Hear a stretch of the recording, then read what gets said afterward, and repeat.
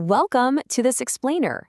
Today, we're going to demystify exactly how massive apps, think Netflix, Uber, Instagram, manage to survive the absolute crush of millions of simultaneous users. It's this whole invisible world of incredible engineering, and we're going to map it all out visually for you right now. I mean, we've all been there, right? You're trying to buy tickets to some highly anticipated concert, or maybe you're checking a sports score during a massive final, and suddenly the service just goes down. So we've got to ask, what actually happens to a system when traffic suddenly goes viral? Well, the reality is, it crashes. Completely. Under the immense weight of exploding network traffic, spiking latency, and memory overload, the system literally just dies. And when that happens, users leave. That is, of course, unless you implement some really sophisticated scaling. Because handling increasing users, requests, and data without slowing down, that's the ultimate engineering challenge. Okay, so here's our agenda. We're going to map out this evolutionary scaling journey layer by layer. We'll hit the infinite scaling problem first, then scaling out and directing traffic, speed and database bottlenecks, microservices and asynchronous tasks, and finally wrap it up with the complete real-world flow. Let's get right into it. Section 1. The infinite scaling problem. To really understand the problem, we first need to look at the engine. Every time you open an app, your front end, the screen you're actually tapping, sends a request to the backend. The backend is this invisible workhorse processing the APIs, the databases, verifying your authentication, handling payments, triggering notifications. It does all of this heavy lifting before returning a response back to your screen. Now, if you build an app and you only have, say, 10 users, managing that backend is super easy. A single machine can easily handle it. But when you suddenly jump to 1 million users, that's a whole different ballgame. Latency skyrockets, the servers overload, your databases slow to an absolute crawl, and the entire system just collapses under the pressure. Actually, think of it using this brilliant analogy from our source material. Imagine a small restaurant with one chef and one counter. It works perfectly for a few local customers, right? But if that restaurant becomes globally famous overnight, you can't just yell at that one chef to cook 1 million times faster. It doesn't work like that. You need multiple chefs, multiple kitchens, automated systems, dedicated delivery teams. App backends have to evolve in the exact same way. Which brings us to Section 2, scaling out and directing traffic. So when our single server maxes out, engineers are faced with a choice. Option 1 is vertical scaling, basically just buying a bigger, vastly more expensive server with way more RAM and a faster CPU. And sure, it's simple, but it hits physical hardware limits pretty quickly and creates a super dangerous single point of failure. Option 2, which is the modern, cloud-friendly standard, is horizontal scaling. Instead of relying on one giant machine, you add an army of smaller servers. You go from 1 to 10 to 100. This gives you massive fault tolerance and scalability. And this brilliantly illustrates why we need a totally new piece of technology called a load balancer. Because when you have an army of horizontal servers, you need a traffic cop. Tools like Nginx or HAProxy sit right in front of your servers.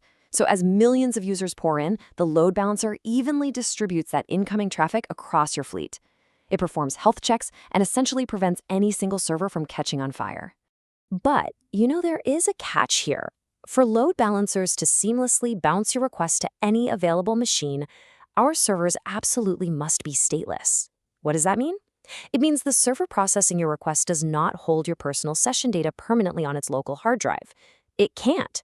Because if server 3 goes down, server 4 needs to be able to instantly take over your request without missing a beat. Moving on to Section 3, speed and database bottlenecks. Here's the thing about databases. Repeated queries are incredibly expensive and painfully slow. So, to take the pressure off the database, engineers insert caching systems. Using tools like Redis or Memcached, the system takes frequently accessed data, like, say, a trending video or a hugely popular user profile, and stores it right in the active memory. This drastically speeds up response times and takes a massive load off the main database. But even with caching, eventually the database itself is going to choke on millions of transactions. To fix this, we use 2 really powerful strategies. First is replication. This is where we designate one primary database just for writing new data, and several copycat replicas purely for reading data. Second is sharding. Sharding is where we physically slice a massive database into smaller, parallel pieces, So for example, putting users A through M on one server and users N through Z on another. It's a real game changer for reducing load.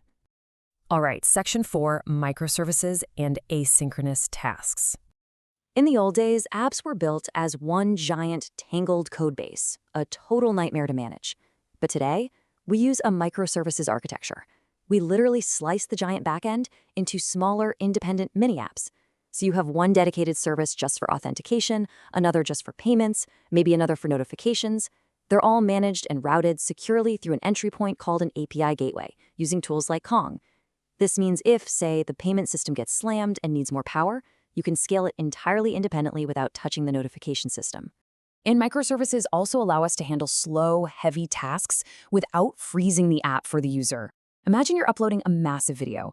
Instead of making you stare at a spinning loading screen while the backend processes it, the task is passed into a message queue. Think Kafka or RabbitMQ.